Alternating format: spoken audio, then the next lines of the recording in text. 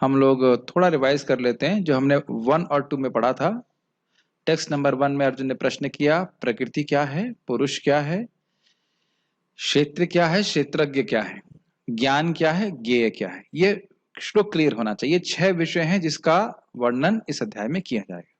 दूसरे में भगवान ने बताया कि क्षेत्र क्या है, इदम शरीरम कौन्तेय क्षेत्रमित्य अभिधीयते। इस शरीर को क्षेत्र से अभिधीत किया जाता है, जाना जाता है, और जो उसको जानने वाला है उसको क्षेत्रज्ञ कहा जाता है। क्षेत्रज्ञ के भी गुण हमने अभी चर्चा कर रहे थे भक्तों से। वह इस शरीर के सुख दुख को जानता है, अर्थात बैक्टीरिया जो शरीर में है वो नहीं जानते, उनको क्षेत्रज्ञ नहीं कहा जा सकता। एटलीस्ट इस शरीर का नहीं कहा जा सकता। वो अपने शरीर के सुख दुख को जानते होंगे, जो भी जिस तरह से भी जानते होंगे, जितना भी जानते होंगे, लेकिन इस शरीर के क्षेत्रज्ञ नहीं कहा जाएगा। क्लियर।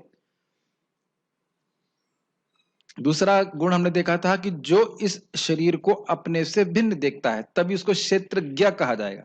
क्षेत्र को जानने वाला जो स्वयं को ही क्षेत्र मान रहा है उसे क्षेत्रज्ञ नहीं कहा जाएगा। और तीसरा देखा था पॉइंट कि क्षेत्रज्ञ व्यक्ति को यह शरीर मोक्ष और भोग के साधन के रूप में दिखता है, उसका भी वर्णन किया गया। अब भगवान यह बताएंगे कि वह भी क्षेत्रज्ञ हैं। वह भी का मतलब है वो थोड़े अलग प्रकार के क्षेत्रज्ञ हैं, और वह श्लोक में बता रहे हैं, मैंने पीछे बोलिए, कि वह जो जीव है वह केवल अपने खेत को जानता है, लेकिन भगवान सारे खेतों को जानते हैं, सारे क्षेत्रों को जानने वाले क्षेत्रज्ञ हैं। ये अंतर।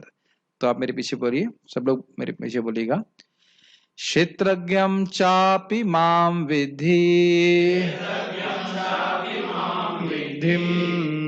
क्षेत्रज्ञं चापि मां विद्धि, क्षेत्रज्ञं चापि मां विद्धि, सर्वक्षेत्रेषु भारत, सर्वक्षेत्रेषु भारत, क्षेत्रक्षेत्रज्ञयोर्ज्ञानम्, क्षेत्रक्षेत्रज्ञयोर्ज्ञानम्, यत्तद् ज्ञानं मतं मम, यत्तद् ज्ञानं मतं मम।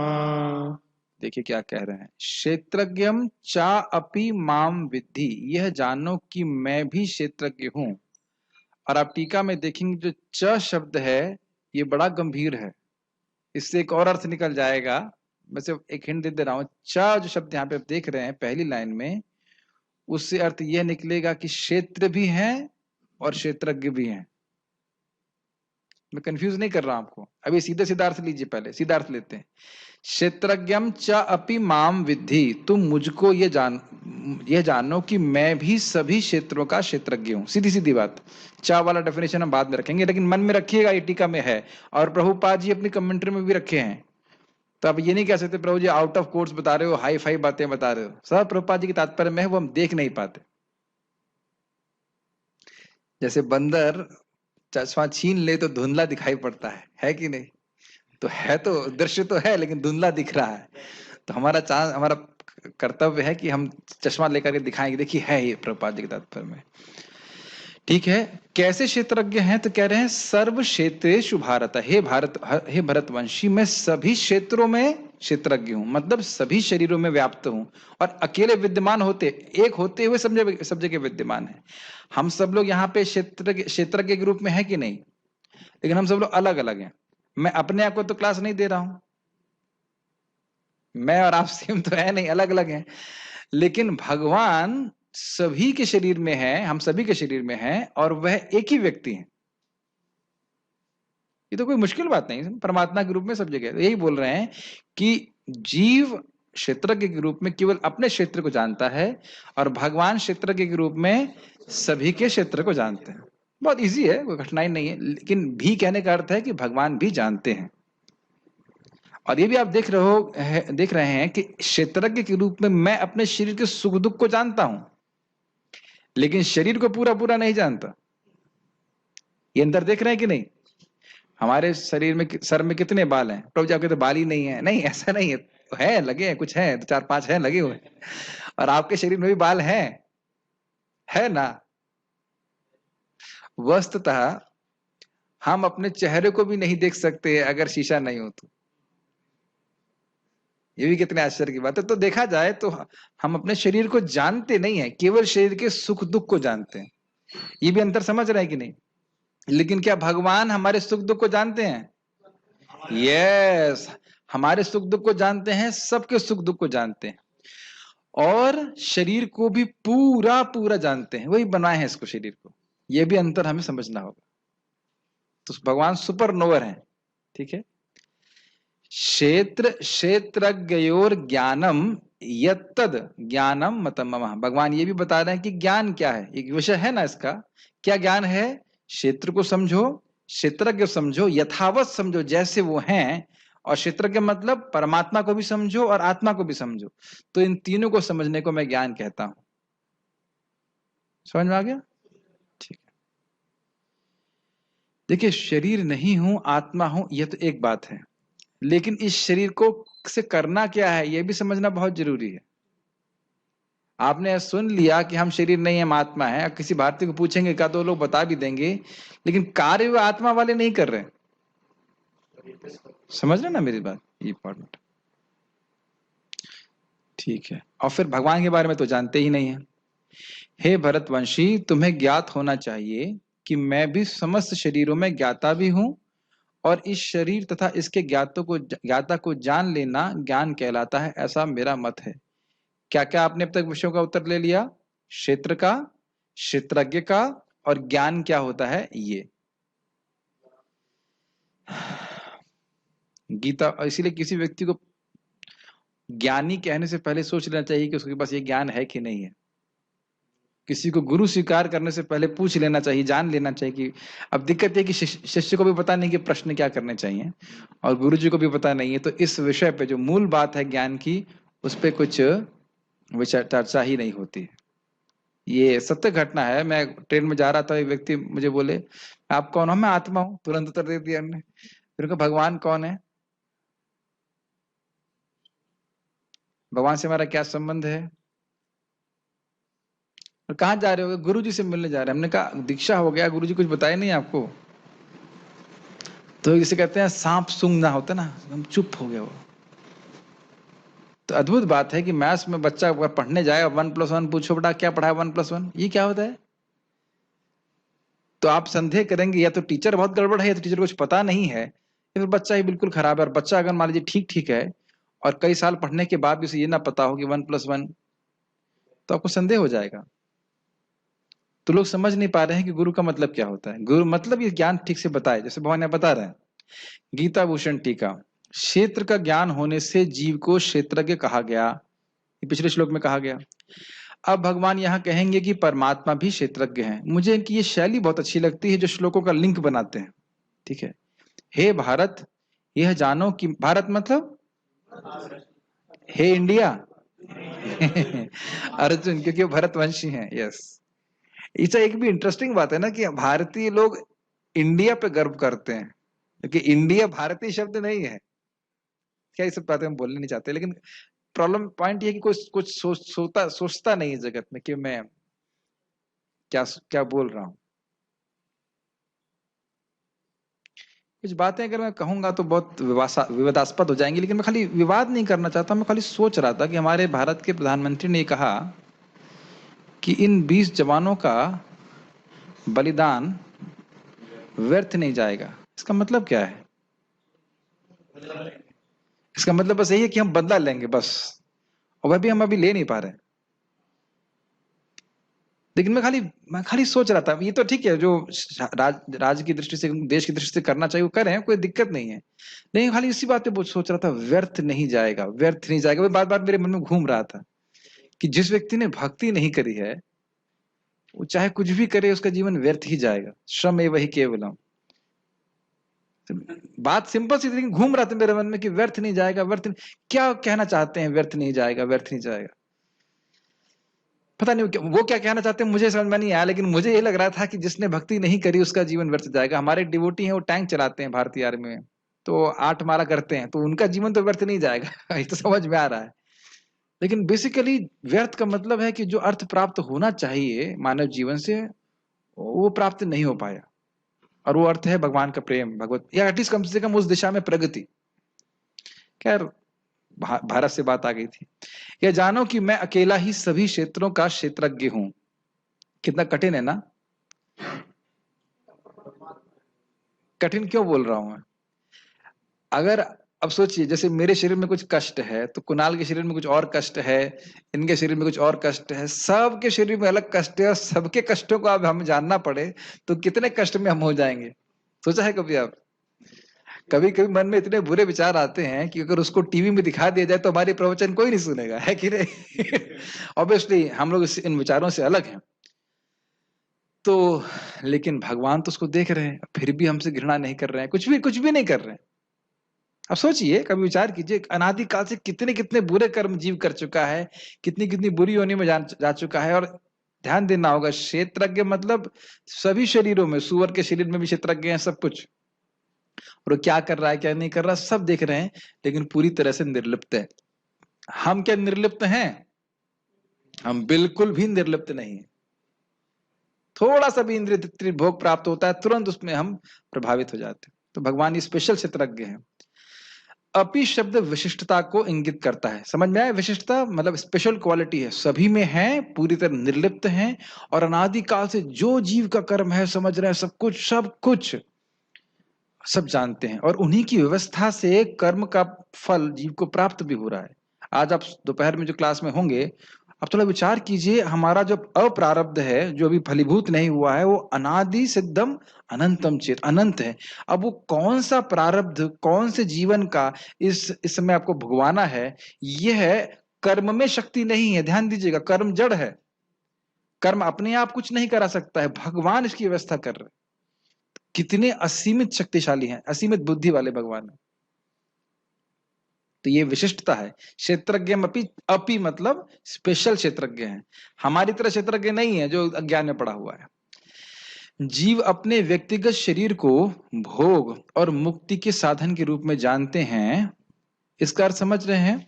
इसका अर्थ यह है कि जैसे व्यक्ति अपने खेत को जानता है, इसमें मैं क्या उगा सकता हूँ। जैसे हमारे खेत अभी फार्म वाले बहुत नमकीन है, तो हमें पता है कि इसमें हम गेहूं उगा सकते हैं और चावल उगा सकते हैं। अभी धान की चल रही है, क्या कहते हैं, बुवाई चल रही है। तो खेत को जानने वाला खेत को देख करके यह समझ लेता है कि इसमें क्या उगा सकता है, ये बात बोल रहे हैं। जिस प्रकार नागरिक उस क्षेत्र को जानते हैं जिसके वे मालिक होते हैं और जिसमें वे खेती करते हैं। समझ में आया उदाहरण? प्रभुपाद भी उदाहरण इसको देंगे। तो जो शरीर को जानने वाला है वो जानता है कि मैं इसे भोग भी कर लूंगा, और ये तो सभी लोग जानते हैं। शरीर से कैसे भोग करना है, ये तो कोई शिक्षा की आवश्यकता ही नहीं, बचपन से पैदा होते ही मालूम है कि भोग कैसे करना है। और जिस अवस्था में जो भोग करने के अनुकूल होता है वह हम करना सीखते चले जाते हैं, है ना। लेकिन मुक्ति के साधन के रूप में बहुत कम लोग जानते हैं कि यही जीव का उपयोग अगर मैं गीता प्रवचन करने के लिए, गीता बोलने के लिए, गीता कथा करने के लिए, या हरे कृष्ण मंत्र जप करने के लिए करता हूं तो मुक्त हो जाऊंगा, ये प्रसाद ग्रहण करने के लिए करता हूं तो मुक्त हो जाऊंगा, यह लोग नहीं जानते। इसके लिए एजुकेशन की आवश्यकता है, इसी के लिए एजुकेशन की आवश्यकता है। भोग कैसे अच्छे से करना है इसके लिए कोई एजुकेशन की आवश्यकता नहीं है, प्रभुपाद जी प्रवचन में कहते हैं। परंतु मैं एक सर्वेश्वर, मैं एक कौमा होना चाहिए, मैं अकेला ही, मैं मतलब भगवान कृष्ण सर्वेश्वर ही इन सभी क्षेत्रों का नियामक और भरण पोषण करने वाला हूं। सर्वेश्वर मतलब सभी के नियामक हैं, सभी के नियंता हैं। और इन सभी शरीरों का मतलब जितने भी जीव हैं, उनके जितने भी क्षेत्र हैं, उनका नियामक हूं। क्या आप ये मानते हैं कि भगवान आपके शरीर के या मेरे शरीर के नियामक हैं? क्या प्रमाण है? खाना तो हमने खा लिया, हजम कौन कर रहा है? और फिर वह रस बन रहा है और हमारे शरीर में अलग अलग भागों में जा रहा है, हमें इसकी कोई जानकारी नहीं। नियामक हैं और भरण पोषण करने वाले हैं। कौन दे रहा है सांस? भगवान दे रहे हैं। जल कौन दे रहा है? तो ऐसे करके भगवान भरण पोषण करने वाले भी हैं, उसका संरक्षण भी कर रहे हैं, उसको रखे हुए एक साथ में। एक दूसरे ग्रुप में एक भक्त ने लिखा है मदर इज गॉड, उसने इस नाम से रजिस्टर किया टेलीग्राम में, मदर इज गॉड, माँ ही भगवान है। तो मैं इस पे रिफ्लेक्ट कर रहा है, थोड़ा चेंज करना होगा, भगवान ही माँ है। ये सही है ना? सही बोला ना, God is mother, mother is God, ये तो ठीक नहीं है। लेकिन गॉड इज मदर ये सही है ना, प्रमाणिक है। माता धाता पितामह, तो उस व्यक्ति को सही समझाना है, वो प्रवचन सुनेगा कि God, mother is not God, God is mother, और वो गॉड है कृष्ण। और ना सिर्फ मदर है बल्कि फादर भी वही है और ग्रैंडफादर भी वही है। ठीक है ना? इंपॉर्टेंट है। जैसे माँ हमें शरीर देती है तो माँ के शरीर से जो तत्व हैं उससे हमारा शरीर बनता है। तो उपादान कारण के रूप में भी भगवान है, भगवान की शक्ति से ही विभिन्न क्षेत्र बनते हैं। इस हमारा जो शरीर बना है वो तत्वों से बना है, इसकी चर्चा अभी आगे होने वाली है। तो यह किसकी शक्ति है? भगवान की ही शक्ति है। ठीक है, समझ में आ रहा है? भरण पोषण करने वाला। तो मैं राजा के समान सभी क्षेत्रों को जानने वाला हूं, ये अर्थ समझ में आया? जो खेत वाला है व्यक्ति वह केवल अपने खेत को जानता है, लेकिन राजा सभी खेतों को जानने वाला होता है और उनका नियामक भी होता है। ये उदाहरण समझ रहे हैं? उसी प्रकार से जीव केवल अपने क्षेत्र, अपने शरीर को जानता है, सुख दुख को जानता है, लेकिन भगवान सभी क्षेत्रों के ज्ञाता है। बहुत ईजी है। ठीक है। स्मृति कहती है कि सर्वेश्वर भगवान जो क्षेत्र के भी ईश्वर हैं, वे सभी क्षेत्रों को जानने वाले हैं। इसको प्रमाण दे रहे हैं। क्षेत्राणि ही शरीराणि बीजम चा अपि शुभाशुभे तानि वेत्ति स योगात्मा ततः क्षेत्रज्ञ उच्यते। परम भगवान जो योगात्मा हैं, वे इन शरीरों को क्षेत्र के रूप में और शुभ अशुभ के बीच के रूप में जानते हैं। उनको क्षेत्रज्ञ के रूप में जाना जाता है। महाभारत का 12.339.6। आपने एक चीज देखी है कि जो क्षेत्रज्ञ का गुण जीव में है वह भगवान में भी है। भगवान जीव को और अपने आप को इस क्षेत्र से, इस शरीर से अलग जानते हैं कि नहीं जानते हैं? क्या वह देख रहे हैं, क्या वह जानते हैं कि शरीर, ये जो शरीर है हमारा, ये जीव के लिए शुभ और अशुभ फलों का कारण है, साधन है? अरे भगवान जानते हैं तो भगवान ही तो बता रहे हैं, नहीं तो हमें कैसे मालूम चलेगा? है कि नहीं? तो जो गुण जीव में है वह मूलतः भगवान में है। हाँ, एक बात यह है कि भगवान कभी भी अपने ज्ञान से नीचे नहीं गिरते और जीव गिर जाता। अंतर समझ रहे? ठीक है। ज्ञान क्या है, यह भी एक विषय था। दोनों प्रकार के क्षेत्रज्ञों अर्थात जीव और भगवान के भेद के विवेक और इन दोनों के क्षेत्र के साथ संबंध को मैं ज्ञान कहता हूं।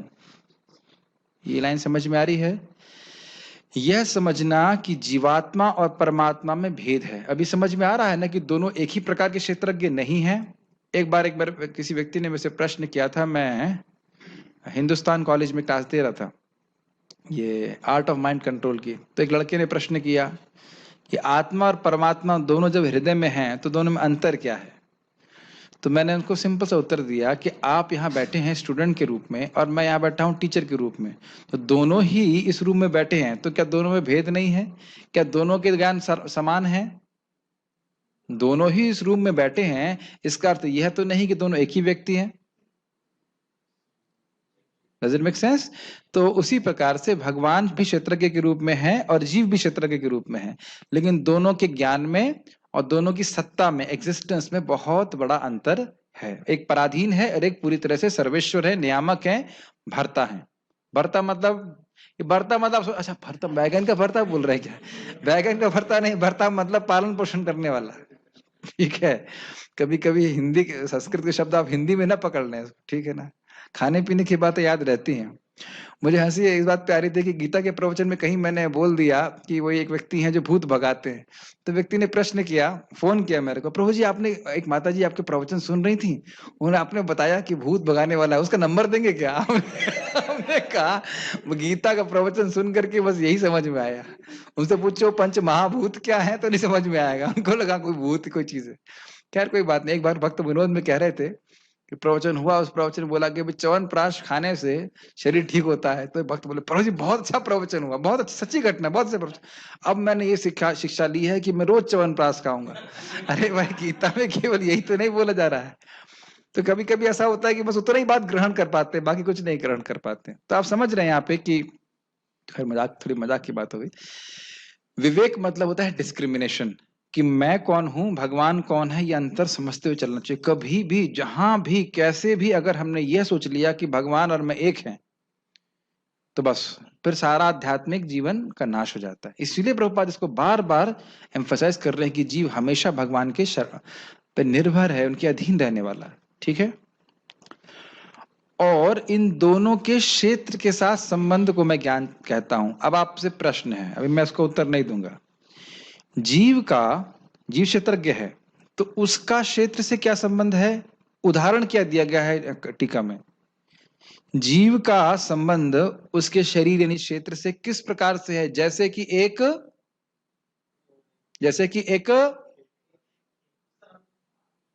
हाँ, अरे भाई गलत भी होगा तो भी करणामृत प्रभु प्रसाद देंगे आपको, घबराइए मत। हम लोग क्या, मैं इंग्लिश में प्रवचन दे रहा हूं, संस्कृत बोल रहा हूं केवल। अरे जैसा एक खेत वाला अपने खेत को जानता है, इसमें क्या कठिनाई है? मुंह में था, ठीक ठीक। और भगवान कैसे जानते हैं क्षेत्रज्ञों को? सॉरी क्षेत्रों को? जैसे राजा सभी खेत को जानता है। ये समझ में आया? ये बस ठीक है। इसके अतिरिक्त मैं सब कुछ अज्ञान मानता हूं। मैं कौन बोल रहा है? भगवान। अब विचार कीजिए, क्या है वो? मायार वैभव जड़ विद्या ए मायार वैभव जीवर करे गधा। ये भक्ति ठाकुर जी कहते हैं। जड़ विद्या में आगे बढ़ रहे हैं, पीएचडी कर रहे हैं, भक्त बोलते हैं परमानेंट हेड डैमेज। सारी बुद्धि का उपयोग मूर्खता के विचारों पे लगा रहे हैं, कुछ भी उपयोग नहीं होना उसका, केवल इसलिए कि कुछ नोट छाप दें बस। और उतनी ही रिसर्च अगर भगवत गीता में करें तो कितना सुंदर हो जाएगा। तो यहाँ पे हमने क्या सीखा? ज्ञान हम धीरे धीरे जा रहे हैं ताकि समझ में आ जाए। जीवात्मा को जानना, भगवान को जानना, जीवात्मा और भगवान के डिफरेंस को जानना, और जीवात्मा का इस क्षेत्र से क्या संबंध है वह जानना, भगवान का इन क्षेत्रों से, सभी क्षेत्रों से क्या संबंध है यह भी जानना, इसको ज्ञान कहा जाता। ठीक है, ये परीक्षा में आएगा। अब मैं सोच रहा हूं कि एग्जाम भी लेना शुरू कर दूं, और अब तो जूम है तो ऑनलाइन भी ले सकते हैं, है कि नहीं? ठीक है। इस संबंध में यह समझना चाहिए कि यद्यपि प्रकृति, जीव और भगवान एक साथ हैं। बहुत ध्यानपूर्वक सुनिए, बहुत ध्यानपूर्वक सुनिए, ये बहुत इंपॉर्टेंट है। फिर भी इनके तत्संबंधी भोगयत्व, भोक्तृत्व और नियंता के गुण परस्पर मिश्रित नहीं होते हैं, जैसा कि एक रंगे हुए वस्त्र में होता है। जैसे एक रंगे हुए वस्त्र में, वस्त्र रंग के संपर्क में आने में अपने धर्म को त्याग देता है, इन द सेंस वह कलर्ड हो जाता है। ठीक है। अब ये जो तीन गुण हैं, प्रकृति का गुण है भोग्यत्व, मतलब जिसको भोगा जाता है। रसगुल्ला खाते हैं ना हम लोग, तो रसगुल्ले का भोग कर रहे हैं कि नहीं? समझ रहे हैं? ऐसे अन्य जितने भी विषय हैं इंद्रियों के, तो इसलिए प्रकृति का क्या गुण है? भोग्यत्व, इसको भोगा जाता है। Point number 1। भोगने वाला कौन है? जीव। तो जीव का क्या गुण है? भोक्तृत्व। और इन दोनों के नियामक कौन है? भगवान। तो कभी भी ऐसा नहीं है कि भगवान भोक्ता बनेंगे। इस प्रकृति का भोग भगवान कभी नहीं करते, कभी स्पर्श नहीं करते, कभी नीचे नहीं गिरते इससे वो, और अपनी स्थिति से नीचे नहीं गिरते। और कभी ऐसा नहीं है कि प्रकृति भोक्ता बन जाएगी। यानी यह भी नहीं हो सकता कि रसायनों के मिश्रण से आप जीव की सृष्टि कर दो, भोक्ता की सृष्टि कर दो। समझ में आ रहा है? ये प्रोसेसर कह रहा है कि ओवरहीटेड, ओवरहीटेड। पार्थ प्रभु, भोग्यत्व किसका गुण है?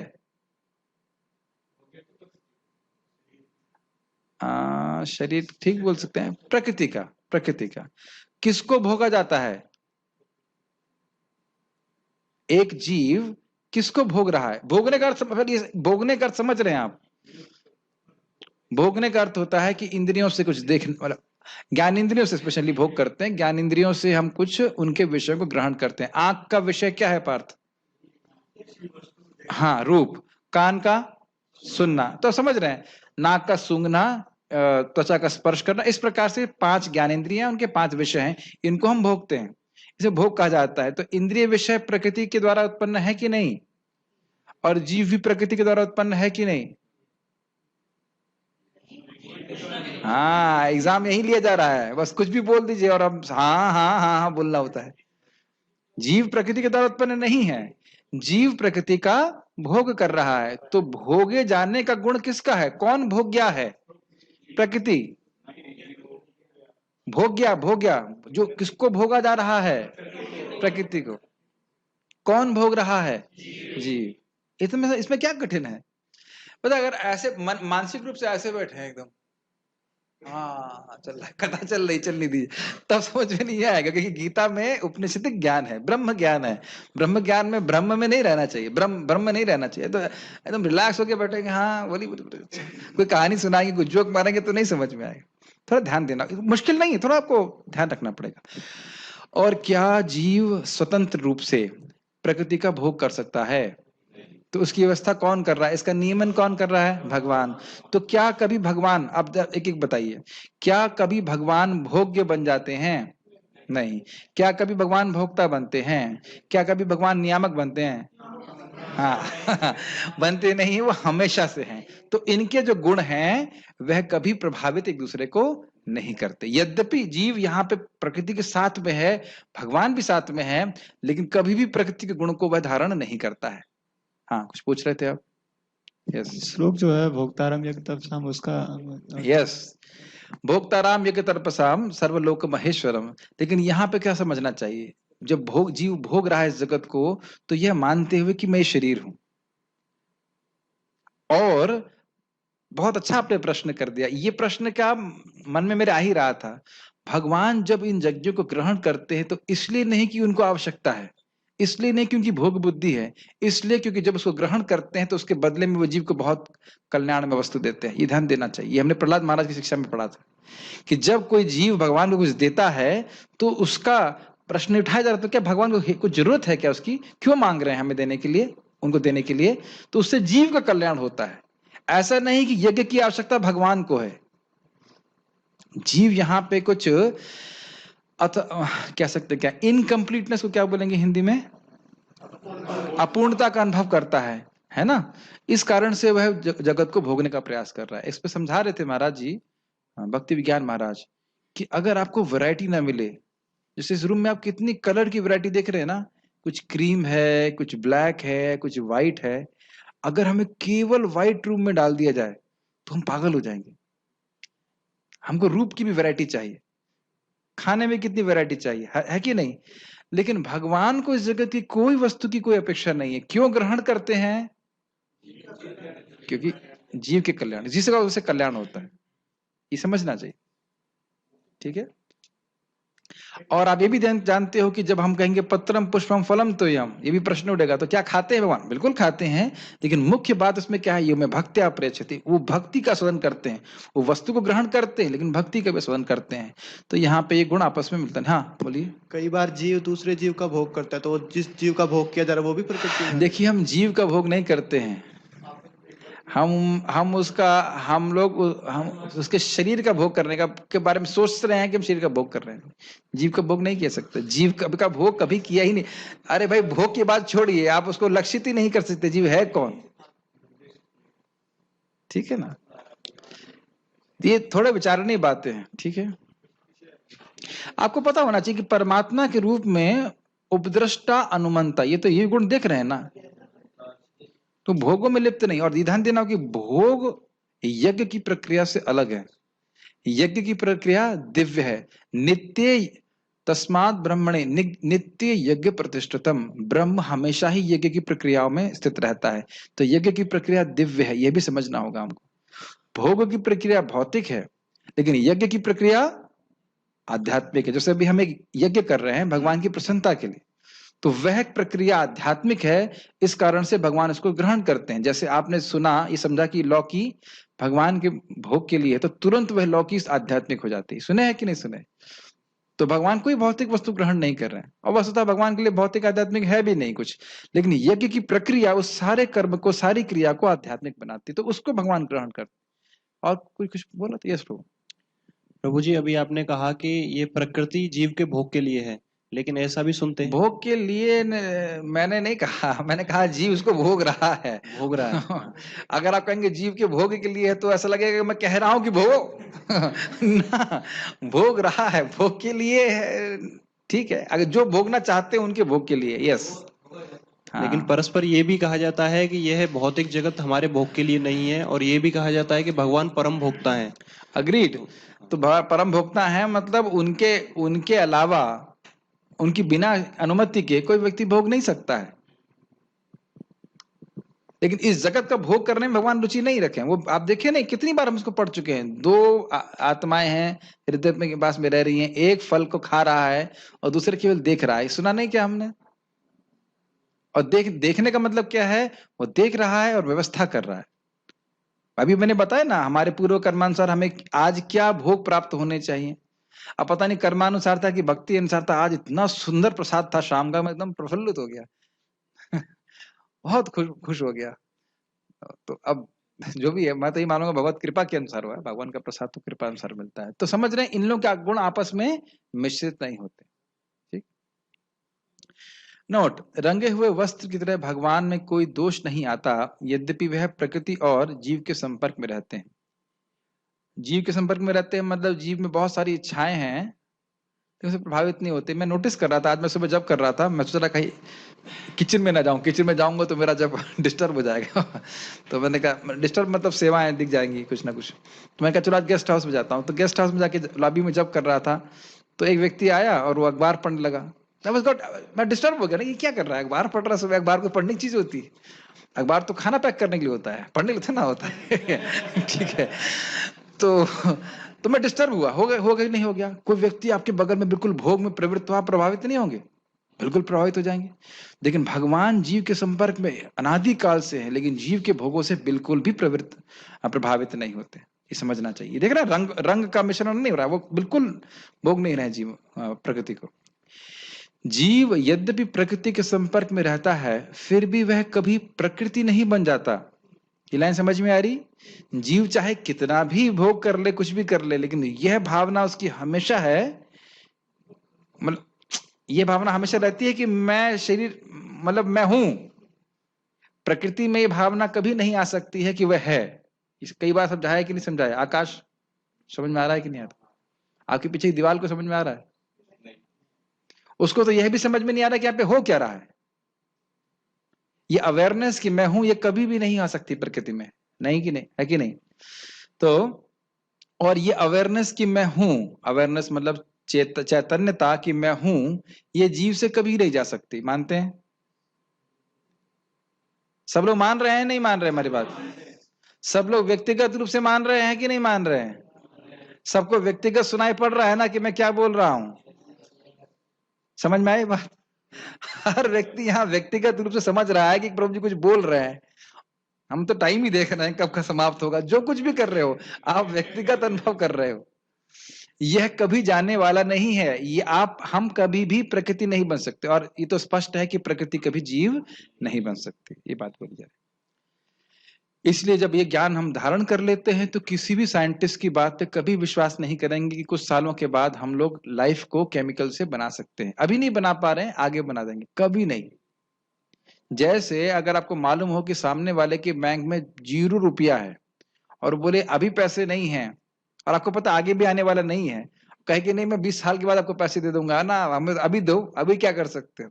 तो इस धोखे से हम बच जाएंगे। आपको बहुत सामान्य बात लग रही होगी, इस पे कितनी धोखेबाजी हो रही है कि नहीं, कि हम लाइफ बना लेंगे। तो ये सब नहीं होने वाला है, संभव नहीं। ऐसा वेदांतकार भी कहते हैं। वेदांतकार मतलब व्यासदेव, कि न तो दृष्टांत भावात, भगवान कभी भी इस भौतिक जगत से दूषित नहीं होते, क्योंकि इसको प्रदर्शित करने के लिए उदाहरण है। अब ये वेदांत सूत्र में मैं कुछ खोजने का प्रयास किया, मुझे रेफरेंस नहीं मिल पा रहा है। इसमें एक डॉट के बाद कुछ नंबर भी होना चाहिए, 2.9 के बाद कुछ होना चाहिए, तो मुझे मिला नहीं। तो ज्यादा व्याख्या नहीं कर सकता, बस यही बात बोली जा रही है कि भगवान कभी पूरी तरह निर्लिप्त रहते हैं इस प्रकृति में होने के बाद भी, प्रकृति में संपर्क, प्रकृति में प्रवेश करने के बाद भी। श्रुति भी भिन्न गुणों का वर्णन करती है। पृथक आत्मानम प्रेरितारम च मत्वा जुष्टस्ततस्तेनामृतत्वमेति। जो स्वयं को, स्वयं मतलब खुद को, मतलब जीव को प्रेरित करने वाले से भिन्न जानता है। पार्थ प्रभु, प्रेरित करने वाला कौन है? समझ में आ रहा है? अपने को प्रेरित करने वाले से अलग जानता है। ये आप लोगों को सब लग रहा है इसका प्रभु जी प्रैक्टिकल यूज क्या है? हर समय प्रैक्टिकल यूज है, हर समय, हर क्षण। आज ही मैं प्रसाद ले रहा था, बैठा ही था प्रसाद लेने के लिए, तुरंत परीक्षा होगी।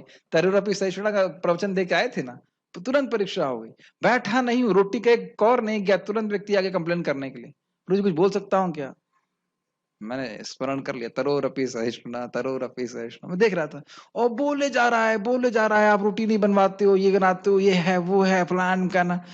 अब मैं जो कुछ बोल रहा हूँ वो कुछ और ही समझ रहा है। अब मैं तुरंत प्रोसेस कर रहा हूं कि प्रेरणा देने वाले कोई और ही, इसको समझ में नहीं आ रही मेरी बात। काफी देर के बाद पार्थ प्रभु मेरे बगल में बैठे थे, मैं कुछ बोल रहा हूँ कुछ और ही समझ रहा है। कुछ हाँ कह रहा है, हमारे ब्रह्मचारी आश्रम के लिए उसे रोटी लेके जानी थी, कहा प्रभु जी 1000 लोग वेट कर रहे हैं। फिर मैंने पॉइंट आउट किया, प्रभु जी आश्रम में तो 150 ही लोग हैं। 1000 ब्रह्मचारी तो है नहीं। तो बोले, उसे पता ही नहीं क्या बोल रहा है वो। क्या चीज? प्रभु जी कमेंट है कि मैं होली का गीत गा रहा हूँ, दिवाली का गीत गा रहा था एकदम। तब समझ में आ रहा था, आप देख पाते हो कैसे व्यक्ति को भगवान प्रेरणा देते, कुछ समझ रहे हैं, कुछ का कुछ समझ रहे हैं। ये समझ लेंगे ना तो आप काफी कुछ क्रोध पे नियंत्रण कर लेंगे। बोलेंगे कुछ, करेगा व्यक्ति कुछ, आप समझेंगे कुछ, वो सुनेगा कुछ और हो जाएगा। देखते हैं कि नहीं होते हुए? ठीक है ना? तो प्रेरित करने वाले से भिन्न जानता है, ये समझना प्रैक्टिकल एप्लीकेशन कि मैं अलग हूं और लोगों को प्रेरणा देने वाला कोई व्यक्ति और वह भगवान है। और भगवान की प्रसन्नता के लिए प्रयास करते हैं, वह इस व्यक्ति को अमृतत्व प्राप्त होता है। समझ रहे हैं? न सिर्फ केवल भगवान को जानना, अपितु भगवान को संतुष्ट करने वाले कार्य करना। श्वेताश्वतर उपनिषद, ज्ञौ द्वाउ अजाव ईशान ईशानव अजा ही एका भोक्तृ भोगार्थ युक्ता। एक सर्वज्ञ है, कौन सर्वज्ञ है? भगवान। और दूसरा अज्ञ है, कौन अज्ञ है? जीव। एक ईश है, कौन ईश है? भगवान। और दूसरा अनीश है, अनईश जो ईश नहीं है, कंट्रोलर नहीं है, कौन है? जीव। वह व्याख्या की आवश्यकता ही नहीं है, दोनों ही अजन्मा है। दोनों मतलब जीवात्मा और भगवान दोनों। अजन्मा प्रकृति जीव के भोग के लिए उसके संग है। ध्यान देना होगा कि प्रकृति भी अजन्मा है। प्रकृति का व्यक्तिकरण होता है, प्रकटीकरण होता है। प्रधान हमेशा रहता है, उसके बाद महतत्व, उसके बाद सृष्टि होती है। समय समय पे सृष्टि होती है, फिर प्रलय हो जाती है, लेकिन भौतिक प्रकृति हमेशा रहती है। ठीक है? और अनादिकाल से जीव बार बार इस प्रकृति का संग करता है, फिर प्रलय हो जाती है, फिर महाविष्णु में प्रवेश कर जाता है, फिर आ जाता है, ऐसे करके चल रहा है। ठीक। श्वेताश्वतर उपनिषद, शरम प्रधानम अमृताक्षरम हरः शरात्मानव ईशते देव एकः। प्रधान में विकार आता है। प्रधान मतलब गांव का प्रधान नहीं, यहाँ के प्रधान में तो विकार ही आता है। ठीक है, लेकिन विकारी लोगों को ही प्रधान बनाया जाता है। लेकिन प्रधान का यहाँ पे अर्थ है प्रकृति की वह स्थिति जहाँ पे रजगुण तमगुण सतगुण 1:1:1 कहा जाए, साम्य अवस्था में रहते हैं। उसमें भगवान अपनी काल शक्ति से शोभ करते हैं, फिर वह महतत्व उसमें जीवों को स्थापित करते हैं, तो फिर सृष्टि होती है। इतनी बात तो याद हो गई होगी, मैंने कई बार उसको एकदम 108 बार तो बोल चुका हूँ मुझे लगता है। ठीक है, इतनी याद हो गई। वैसे भी मैं सोच रहा हूँ कि सृष्टि तत्व को एक बार समझाया जाए अच्छे से, ताकि कभी भी इसे महाराज भी कई बार रेफरेंस देते हैं तो आप लोग को आसानी समझ में आए। कुछ आगे चार्ट्स मेरे पास उपलब्ध हो गए हैं भगवान की कृपा से, तो देखते हैं इसको करा जाएगा। जीव जो प्रकृति को ग्रहण करने वाला है वह अपरिवर्तनशील है और शाश्वत है। क्या आप लोग समझ रहे हैं कि आप अपरिवर्तनशील हैं?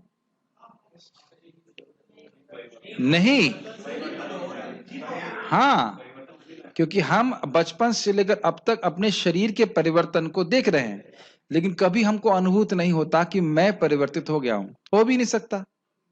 तो ये आप देख रहे हैं ना कि मैं परिवर्तित नहीं हो रहा हूं कभी। ठीक, शाश्वत है। अब ये तो हम शास्त्र से सुनेंगे ही, समझ सकते हैं।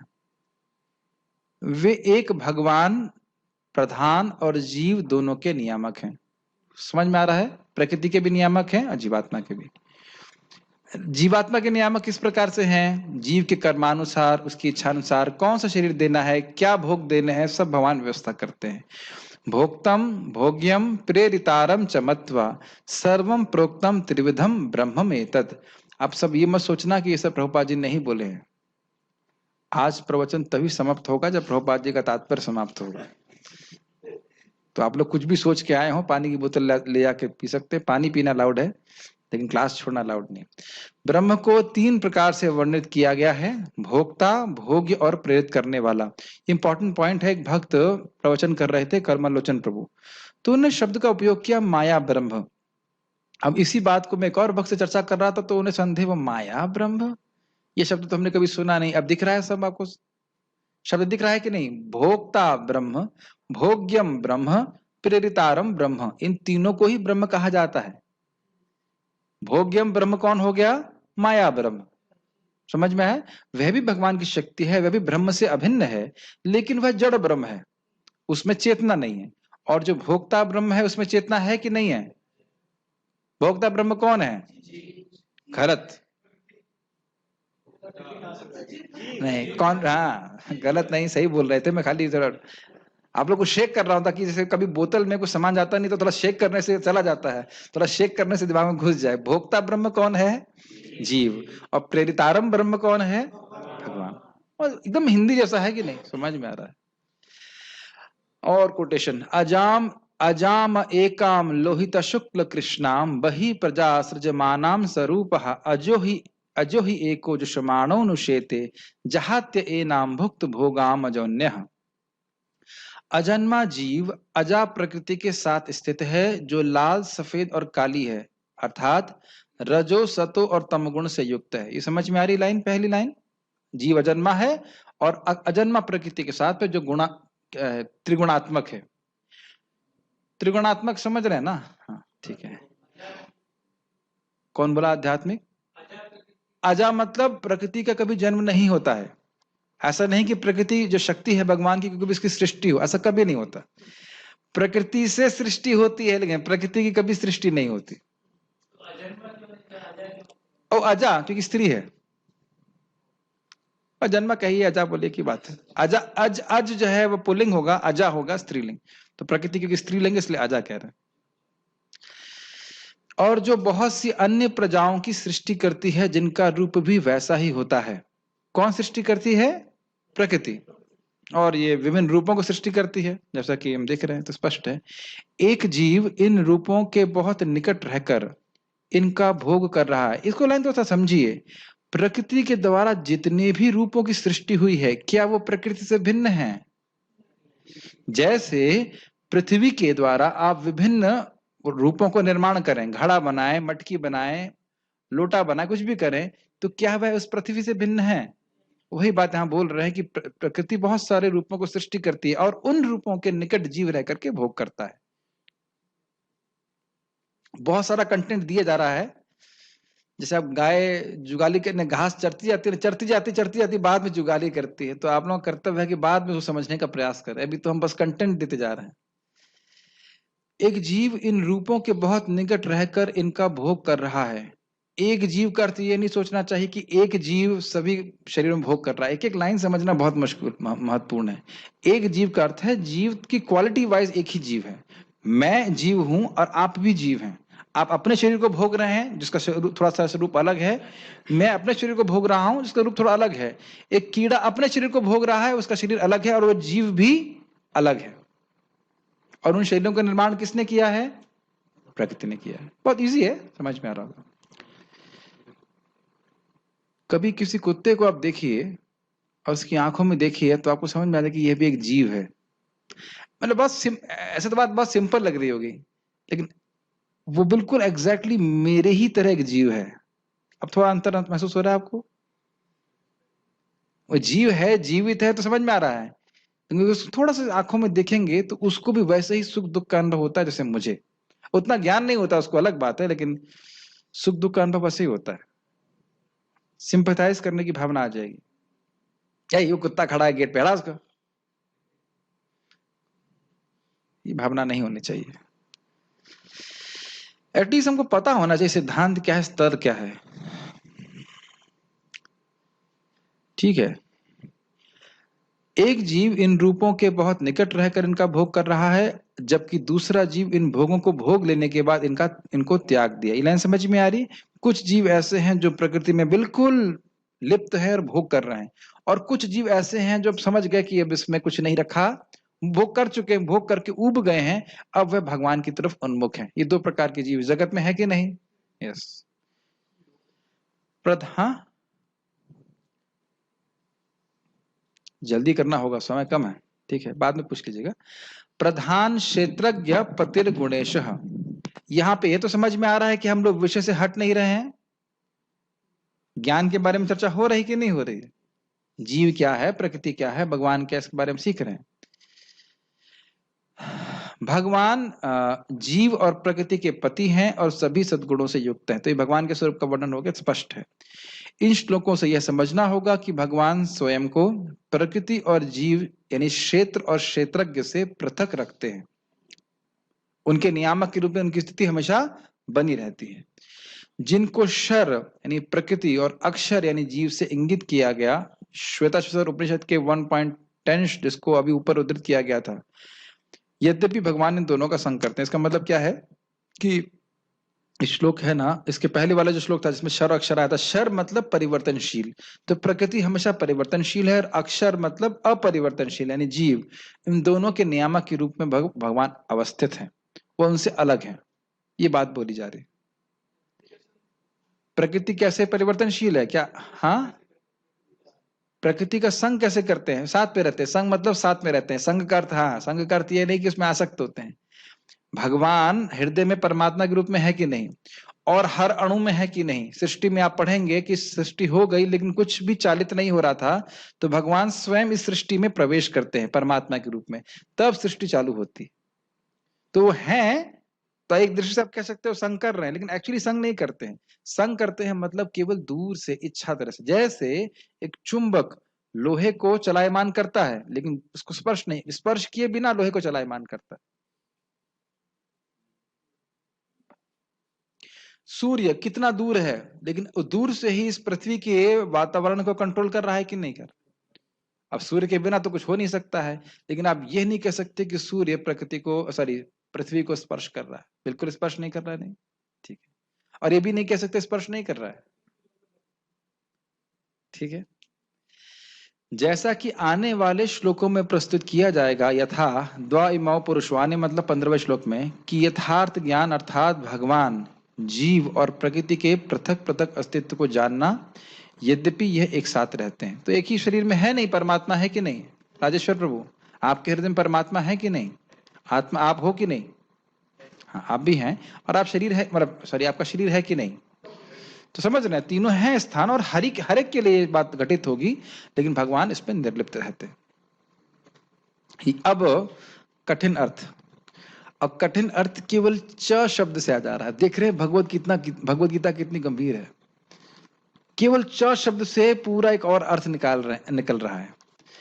देखिए, प्रभुपाद जी का तात्पर्य आसान हो जाएगा, यहाँ थोड़ी मेहनत कर लेंगे तो प्रभुपाद जी इसको रेफर करेंगे, मैं बोल दूंगा देखो टीका में समझा दिए, तो वो जल्दी जल्दी हो जाएगा। इसको यहाँ थोड़ा समझ लीजिए। यहाँ एक अर्थ और है, देखो दिक्कत की बात है, इतना लंबा प्रवचन है और आपके पास चश्मा नहीं है, कोई बात नहीं। एक बात है कि चश्मा तो ले जा सकता है लेकिन कान नहीं लेके जा सकता वो अंदर, है कि नहीं? तो कान से तो कम से कम सुन सकते हैं, कोई बात नहीं, ध्यान पूर्वक सुनिए। यहाँ एक अर्थ और है, च शब्द सभी क्षेत्रों को इंगित करता है। सभी क्षेत्र मतलब सभी शरीरों को। यह जानो कि मैं ही सारे क्षेत्र समष्टि रूप से हूं और सभी शरीरों में क्षेत्रज्ञ के रूप में भी अवस्थित हूं। मतलब जितने भी शरीर हैं वो मैं ही हूं, भगवान ये कह रहे हैं। क्यों हूं? क्योंकि मैं उनमें व्याप्त हूं, उनमें pervading, I am all pervading.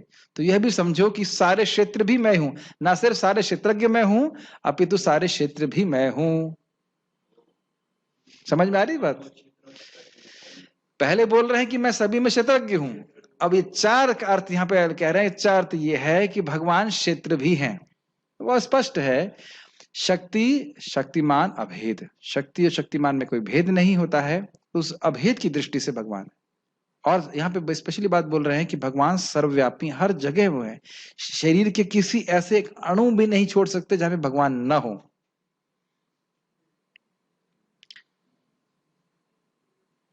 आप देख रहे हैं philosophy mind boggling, mind spinning है भगवत गीता की, लेकिन बुद्धि इसमें लगाते हैं तो मन प्रसन्न होता है। यह जानो कि, और इसी को भगवान बोले थे, मैं क्या है, मुझ में बुद्धि लगाओ, नहीं तो बुद्धि इसी में लगाएंगे पैसे कैसे कमाने हैं।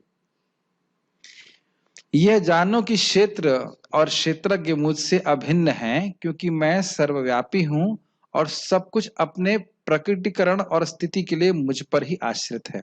अब देखिए इस बात को समझिए, इसको हमने कई बार पहले समझाया है अचिंत भेदाभेद तत्व के बारे में। कोई वस्तु अगर किसी वस्तु पे आश्रित होती है तो उस दृष्टि से उसको उससे अभेद कहा जाता है, अभिन्न कहा जाता है। जैसे बादल, मैं कहूं कि बादल सूर्य से अभिन्न है तो मानेंगे आप? सुमधुर प्रभु मान रहे हैं और बाकी लोग सोच रहे हैं कि 8 तो बज गया है, प्रवचन क्यों चल रहा है? क्या ये मन में आ रहा है? बताइए। आप कहेंगे भिन्न है, बिल्कुल भिन्न है, सही बात है। क्लाउड जो बादल है वह सूर्य से भिन्न है, दोनों के स्वरूप बिल्कुल अलग हैं। लेकिन मेरा प्रश्न है कि क्या ये अभिन्न भी है? अब इसको आप विचार कर सकते हैं कि बादल की सत्ता सूर्य पे आश्रित है कि नहीं है? सूर्य कारण है और बादल कार्य है, कॉज इफेक्ट है या नहीं है? तो जो कारण है वह अपने कार्य में, कॉज अपने इफेक्ट में विद्यमान रहता है, तो इसलिए कार्य को कारण से अभिन्न कहा जाता है। ये बात समझ में आई?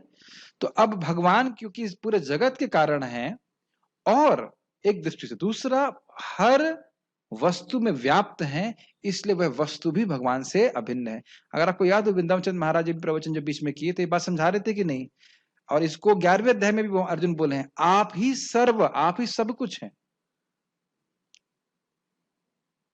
सिद्धांत में समझना चाहिए, उसके बाद एक दिन इसका अनुभूति भी होगी। स्थावर जंगम देखे न देखे तार मूर्ति, सर्वत्र होय तार इष्ट देव स्फूर्ति। स्थावर जंगम देख रहा है लेकिन उसे कुछ वो दिख रहा है, उसको नहीं देखता है, भगवान को ही वहां देखता है। ये मायावाद नहीं है, भगवान ही इस जगत के रूप में है, जगत भगवान नहीं है। तो भगवान इस जगत के रूप में है और इससे भिन्न भी है। जैसे सूर्य एक दृष्टि से बादल के रूप में है लेकिन बादल से भिन्न भी है। यस, नहीं समझ में आ रहा? ठीक है। मायावादी केवल अभेद बोलते हैं, मायावादी केवल अभेद बोल रहे हैं, लेकिन यहां पे हम क्या बोल रहे हैं? हम का भेद अभेद। भगवान जगत के रूप में है, नहीं तो आप कहेंगे फिर जगत की सत्ता कहां पे रही? जगत तो भगवान पे आश्रित है, तो जगत को बाहर से, भगवान से बाहर तो नहीं लेके जा सकते। ये बात समझ में आ रही है? लेकिन आप ये नहीं कह सकते कि जगत ही भगवान है।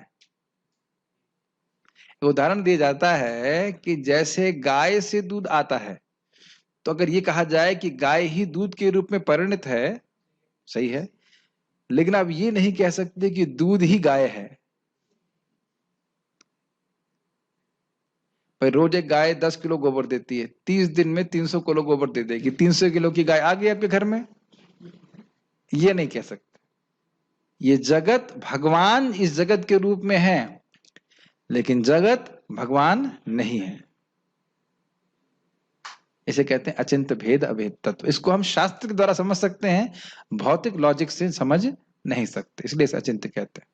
समझ में आया चा का अर्थ? कि भगवान क्षेत्र भी हैं और सर्वव्यापी हैं, सब जगह व्याप्त हैं, इसलिए क्षेत्रज्ञ के रूप में भी। और आप अभी प्रभुपाद जी का तात्पर्य पढ़ने वाले हैं और अगर ये ना आए तो मुझे डांटना,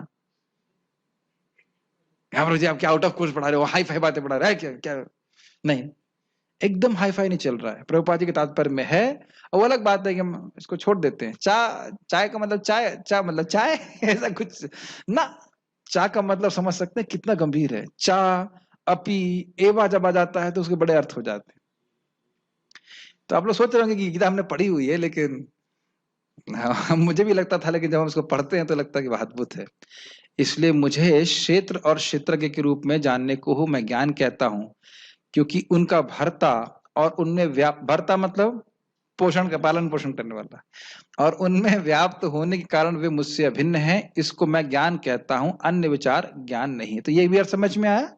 एक पहला अर्थ तो समझ लेना चाहिए कि भगवान सब में क्षेत्रज्ञ के रूप में है, और अब यहाँ क्या अर्थ है, क्षेत्र भी है और क्षेत्रज्ञ भी है, ठीक है, तो इसको भी ज्ञान कहा जाएगा, ठीक है। तात्पर्य मैं पूरा कर लेता हूं, फिर प्रश्न बाद में ले लूंगा। प्रश्न आप नोट कर लेना।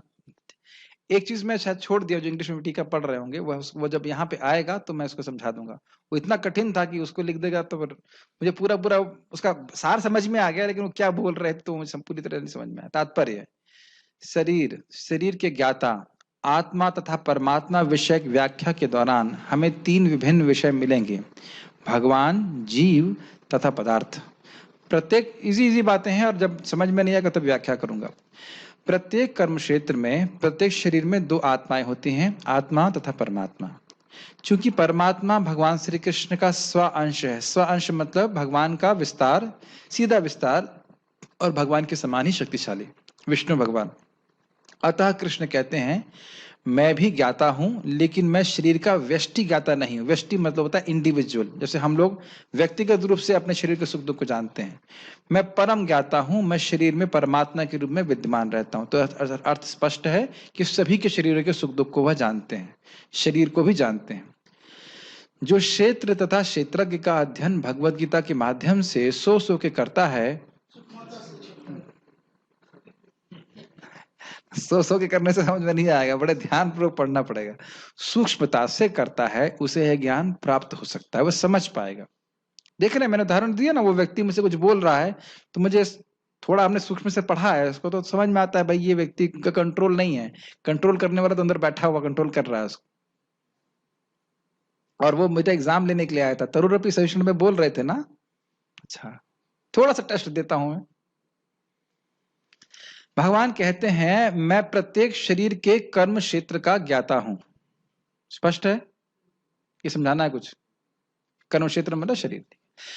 व्यक्ति भले ही अपने शरीर का ज्ञाता हो, किंतु उसे अन्य शरीर का ज्ञान नहीं होता। स्पष्ट है, समस्त शरीरों में परमात्मा रूप में विद्यमान भगवान समस्त शरीरों के विषय में जानते हैं। क्लियर है? वे जीवन की विविध योनियों के सभी शरीरों को जानने वाले हैं, सभी जानवर इत्यादि को जानते हैं। एक नागरिक अपने भूमि खंड के विषय में सब कुछ जानता है, लेकिन राजा को न केवल अपने महल का, अपितु प्रत्येक नागरिक की भू संपत्ति का ज्ञान रहता है। मैं देख रहा हूं, अब मुझे लगता नहीं कुछ समझाने की जरूरत है, सबकी व्याख्या की जा चुकी है। आपको हिंदी पूरी समझ में आने लगी क्या? I'm amazed। बड़े मजे, इतना पार्टिसिपेट करते हैं, ऐसा लगता है हिंदी पूरी आती है। गुड। इसी प्रकार कोई भले ही अपने शरीर का स्वामी हो, लेकिन परमेश्वर समस्त शरीरों के अधिपति हैं। सारी क्लियर बातें हम पहले चर्चा कर चुके हैं। नियामक है, भरता है, भरण पोषण करने वाले हैं। राजा अपने साम्राज्य का मूल अधिपति होता है और नागरिक गौण अधिपति। ठीक है, इसी प्रकार परमेश्वर समस्त शरीरों के परम अधिपति हैं। ये ध्यान देना चाहिए, बहुत इंपॉर्टेंट पॉइंट ये देखने वाली है कि जैसे मैं अपने शरीर को अपना मानकर सोचता हूँ ये मेरे लिए है, मेरे लिए होना चाहिए, तो इस भावना से भी व्यक्ति को बाहर निकलना चाहिए। ये शरीर मेरा नहीं है, ये शरीर प्रकृति के द्वारा दिया गया है और ये भगवान का है, और इसके हर इंद्रिय की सेवा, हर इंद्रिय का उपयोग केवल भगवान के लिए ही होना चाहिए। ये भी हमें से सीखना होगा। ठीक है, यह शरीर इंद्रियों से युक्त है। परमेश्वर ऋषिकेश हैं, जिसका अर्थ है इंद्रियों के नियामक। ठीक है, वे इंद्रियों के आदि नियामक हैं। आदि मतलब मूल नियामक।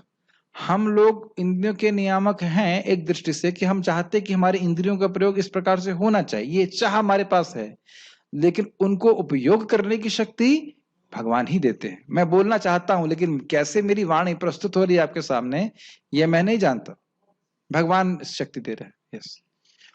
और भगवान कितना प्रसन्न होते हैं जब हम भगवत गीता की चर्चा करते हैं, उसकी कल्पना हम नहीं कर सकते। इस संबंध में प्रभुपाद जी बहुत अच्छा बोलते हैं, कहते हैं एक प्रवचन में, जब कोई गीता पढ़ता है तो भगवान बड़े प्रसन्न होते हैं। तो क्यों प्रसन्न होते हैं? भगवान कहते हैं देखो इस जगत में कोई तो गीता नहीं पढ़ रहा है, ये तो कम से कम पढ़ रहा है भगवत गीता, तो भगवान बहुत प्रसन्न होते हैं। तेषाम ज्ञानी नित्य युक्ता, वहां पे बोल रहे हैं, मुझको बहुत ज्ञानी व्यक्ति बहुत प्रिय है, भगवान बोलते हैं। तो भगवान के गीता का ज्ञान को ग्रहण करने से भगवान प्रसन्न होते हैं। और केवल सुनने मात्र से ध्रुव लोक प्राप्त होता है। पढ़ लीजिएगा 18वें अध्याय में आखिरी में। वे इंद्रियों के आदि नियामक है, ये क्लियर है, यानी कि जब तक भगवान संकल्प नहीं करते मेरी कोई भी इंद्रिय कार्य नहीं कर सकती। ध्यान दीजिएगा ये। जिस प्रकार राजा अपने राज्य की समस्त गतिविधियों का आदि नियामक होता है, नागरिक तो गौण नियामक होते हैं। ये लाइन समझ में आ रही है? अगर राजा कहते भाई तुम यहाँ खेती नहीं कर सकते, तुम्हारा खेत होने के बाद भी तुम खेती नहीं कर सकते वहां पे। एक व्यक्ति ने मुझसे प्रश्न किया कि भाई आत्मा पूरे शरीर में व्याप्त रहती है, तो कभी कभी पैरालिसिस हो जाता है, तो क्या होता है? तो क्या उत्तर होगा? भगवान ने आत्मा की पहली बात तो कैसे व्याप्त रहती है? चेतना के द्वारा व्याप्त रहती है। जैसे कि एक लाइट पूरे रूम में व्याप्त है, लाइट एक जगह है लेकिन उसकी रोशनी से पूरे रूम में व्याप्त है, तो आत्मा की चेतना पूरे शरीर में व्याप्त है। लेकिन अगर भगवान ने चाह लिया कि भाई इस शरीर के क्षेत्र में नहीं होगी, तो फिर नहीं होगी चेतना व्याप्त, वो चेतनीभूत नहीं होगा वो एरिया। समझ में आया? तो इसलिए आप समझ रहे हैं किस प्रकार से भगवान हमारे इंद्रियों के आदि नियामक हैं, कंट्रोलर वही हैं। इसलिए हमारे हृदय में अहंकार का भी कोई स्थान नहीं होना चाहिए। कुछ अच्छा कर पा रहे हैं किसकी कृपा से? कौन कर रहा है? भगवान कर रहा है। जो गाना भी गाते हैं ना, वो मेरा आपकी कृपा से सब काम हो रहा है, सही सही बात है, तात्विक बात है। भगवत कृपा से ही हम कुछ कर पा रहे हैं, नहीं तो सिर्फ मेरा काम, अभी तो हम अगर भगवान का काम भी कर रहे हैं तो वह भी भगवान की कृपा से ही हो रहा है। Make sense? भगवान का कथन है मैं ज्ञाता भी हूं, इसका अर्थ है कि वे परम ज्ञाता हैं। जीवात्मा केवल अपने विशिष्ट शरीर को ही जानता है। वैदिक ग्रंथों में इस प्रकार का वर्णन हुआ है, क्षेत्राणि ही शरीराणि बीजम चापि शुभाशुभे तानि वेत्ति संयोगात्मा तथा क्षेत्रज्ञ उच्यते। ये कौन सी टीका में पढ़ा था हमने? हाँ, गीता भूषण पढ़ा था ना। देखिए, अब बोल दीजिए कि नहीं है ये, आप आउट ऑफ सिलेबस बता रहे थे। अब समझ में आ रहा है? यह शरीर क्षेत्र कहलाता है और इस शरीर के भीतर इसके स्वामी तथा साथ ही परमेश्वर का वास है, जो शरीर तथा शरीर के स्वामी दोनों को जानने वाले। लाइनें स्पष्ट हो रही हैं? जीव को जानने वाले हैं, क्षेत्र को जानने वाले हैं, इसलिए उन्हें समस्त क्षेत्रों का ज्ञाता कहा जाता है। मुझे इसमें कोई व्याख्या की आवश्यकता नहीं लग रही। कर्म क्षेत्र कर्म के ज्ञाता तथा समस्त कर्मों के परम ज्ञाता। कर्म क्षेत्र मतलब शरीर, कर्म के ज्ञाता मतलब जीव, और समस्त कर्मों के परम ज्ञाता मतलब भगवान का अंतर आगे बतलाया जा रहा है। वैदिक ग्रंथों में शरीर, आत्मा तथा परमात्मा के स्वरूप की सम्यक जानकारी ज्ञान नाम से अभिहित की जाती है। अभिहित की जाती है मतलब जानी जाती है। इनको समझने को ज्ञान कहा जाता है, ऐसा कृष्ण का मत है। आत्मा तथा परमात्मा को एक मानते हुए भी पृथक पृथक समझना ज्ञान है। इसका अर्थ समझ रहे हैं कि आत्मा और परमात्मा दोनों सच्चिदानंद विग्रह हैं, लेकिन दोनों की शक्ति में, प्रभाव में बहुत अंतर है। आत्मा अणु है और भगवान विभु है। इस प्रकार से जो कर्म क्षेत्र तथा कर्म के ज्ञाता को नहीं समझता उसे पूर्ण ज्ञान नहीं होता। यानी जीव को नहीं समझता और क्षेत्र यानी शरीर को समझ नहीं रहा है। मनुष्य को प्रकृति पुरुष, प्रकृति के भोक्ता, क्यों भाई पढ़े थे कि नहीं पढ़े थे? भोग्यत्व, भोक्तृत्व और नियामक अब है कि नहीं बताइए? मनुष्य को प्रकृति पुरुष यानी प्रकृति के भोक्ता तथा ईश्वर वह ज्ञाता जो प्रकृति एवं व्यष्टि आत्मा का नियामक है की स्थिति समझनी होती है। ये लाइन समझ में आ रही है? सब बाउंस जा रहा है। समझना होगा कि प्रकृति भोग्य है, भोग्यत्व है, उसमें भोग्यत्व का गुण है। जीव कौन है? भोक्तृत्व, भोक्ता है, और भगवान उन दोनों के नियामक है। नियामक मतलब दोनों के नियामक है, ठीक है। उससे इन तीनों के विभिन्न रूपों में किसी प्रकार का भ्रम पैदा नहीं करना चाहिए। देखिए, पढ़े थे कि नहीं पढ़े? कभी नहीं सोचना चाहिए कि प्रकृति जो है वह भोक्ता बन जाएगी, कभी नहीं सोचना चाहिए कि भगवान प्रकृति बन जाएंगे या जीव प्रकृति बन जाएगा। ये तीनों के गुण यथावत शाश्वत वैसे ही रहते हैं। एक एक लाइन समझ में आ रही है प्रभुपाद की? इसीलिए मुझे गीता भूषण बड़ी सुंदर लगती है कि प्रभुपाद जी के तात्पर्य को खुल करके हम समझ पाते हैं कि प्रभुपाद उस लाइन को क्यों रख रहे हैं। भ्रम की बात समझ रहे हैं? क्या साइंटिस्ट को भ्रम है या नहीं है? भ्रम है। वो सोच रहे हैं कि केमिकल से वह जीव बना देंगे। ठीक। मनुष्य को चित्रकार, चित्र तथा तुलिका में भ्रम नहीं करना चाहिए। चित्र जो है वह जीव स्थानीय है और तुलिका तुलिका पता नहीं क्या बोलेंगे, क्यों एग्जाम्पल प्रपात। चित्रकार है भगवान, चित्र है पता नहीं क्या। देखिए, नहीं ऐसा नहीं समझना चाहिए। जैसे चित्रकार और चित्र और तुलिका इनके भिन्न भिन्न गुण हैं, तूलिका कभी, तूलिका मतलब होता है ब्रश, ब्रश कभी चित्र नहीं बनता, चित्र कभी ब्रश नहीं बनता, और चित्र और ब्रश कभी चित्रकार नहीं बन सकते। इसी प्रकार से गुणों में आपस में कभी मिक्सिंग नहीं हो सकती है, उसी प्रकार से ईश्वर, प्रकृति और जीव के भिन्न भिन्न गुण हैं, उनमें कोई मिक्सिंग नहीं हो सकती। ये अर्थ मुझे अभी समझ में आया। ये क्लास देने का फायदा होता है। मैं समझ नहीं पा रहा था प्रभुपाद इसको क्यों बोल रहे हैं, अब समझ में आ रहा है कि इनके गुण आपस में कभी मिक्स नहीं होते। ठीक, यह भौतिक जगत जो कर्म क्षेत्र के रूप में है प्रकृति है, और इस प्रकृति का भोक्ता जीव है। अब तो समझ में आ गया, रिपीट ना रिपीट हुआ। और इन दोनों के ऊपर परम नियामक भगवान है। Clear clear. वैदिक भाषा में इस प्रकार कहा गया है, श्वेताश्वतर उपनिषद 1:12, भोक्ता भोग्यम प्रेरितारम च मत्वा सर्वम प्रोक्तम त्रिविधम ब्रह्ममेतत्। ये पढ़े थे नहीं पढ़े थे अभी? ठीक, ब्रह्म के 3 स्वरूप हैं। प्रकृति कर्म क्षेत्र के रूप में ब्रह्म है, अर्थात देखिए जगत में ब्रह्म के अलावा कोई सत्ता नहीं है, लेकिन ये जड़ ब्रह्म है। प्रकृति जो है वह जड़ ब्रह्म है, तथा जीव भी ब्रह्म है जो भौतिक प्रकृति को अपने नियंत्रण में रखने का प्रयत्न करता है, नियंता है नहीं।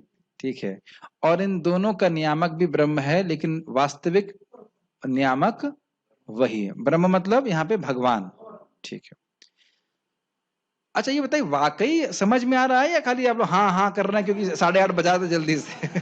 ये भी मुझे डर लग रहा है। हाँ हाँ हाँ हाँ, नहीं मत बोल देना भाई। देखो भाई, अगली बार प्रवचन कर रहे हैं सेटिंग करके आए, हाँ हाँ बोलना है, नहीं नहीं मत बोलना। ठीक है, इस अध्याय में बताया जाएगा कि इन दोनों ज्ञाताओं में से एक अच्युत है और दूसरा दूसरा च्युत है। ये समझ में आया? अच्युत मतलब भगवान अपने स्वरूप से कभी नहीं गिरते, अपने ज्ञान से कभी नहीं गिरते, लेकिन जीव जब प्रकृति का संग करता है तो गिर जाता है। एक श्रेष्ठ है और दूसरा अधीन है। श्रेष्ठ है भगवान, अधीन है जीवात्मा।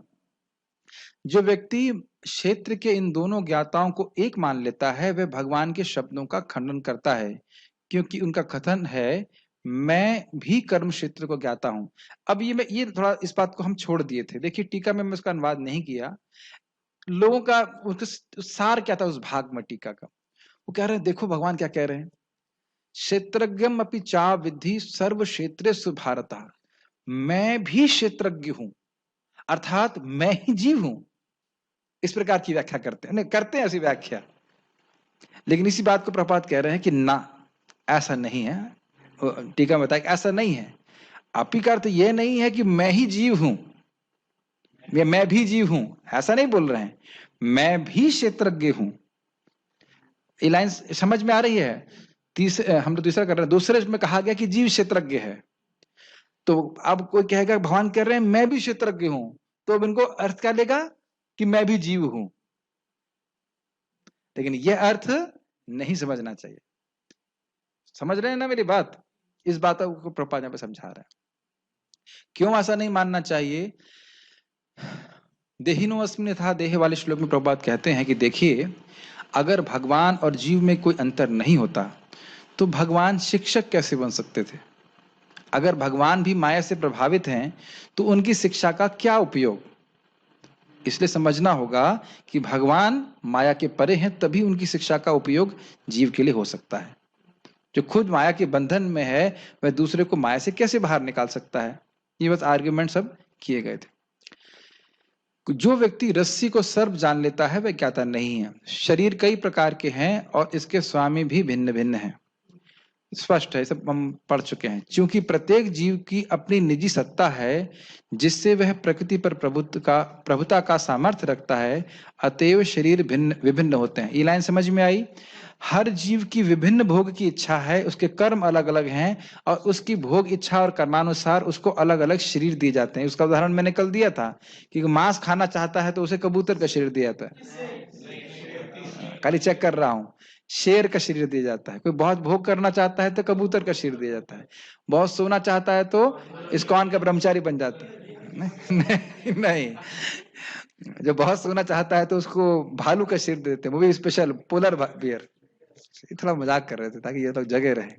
ठीक है, ऐसा नहीं इस्कॉन के ब्रह्मचारी सोते रहते, कभी सोते नहीं। मंगल आरती में तो कभी नहीं सोते। जब में सो लेते हैं, नींद पूरी कर लेते, लेकिन ना मंगल आरती में कभी नहीं। जोक के लिए बोल रहे हैं। ठीक है, ओके, कहाँ थे हम लोग? तो समझ में सबकी अलग अलग इच्छा है इस कारण से, लेकिन भगवान उन सब में परम नियंता के रूप में विद्यमान रहते हैं। कैसे विद्यमान रहते हैं आप जानते ही हो, सबकी इच्छा अनुसार कर्मानुसार विभिन्न शरीर दे रहे हैं, उनको भोग भुगवा रहे हैं, वस्तु में भी दे रहे हैं भोग करने की। यहाँ पर च शब्द महत्वपूर्ण है क्योंकि यह समस्त शरीरों का द्योतक है। क्यों भाई, आ गया कि नहीं आ गया? चा से कहां बचेंगे आप?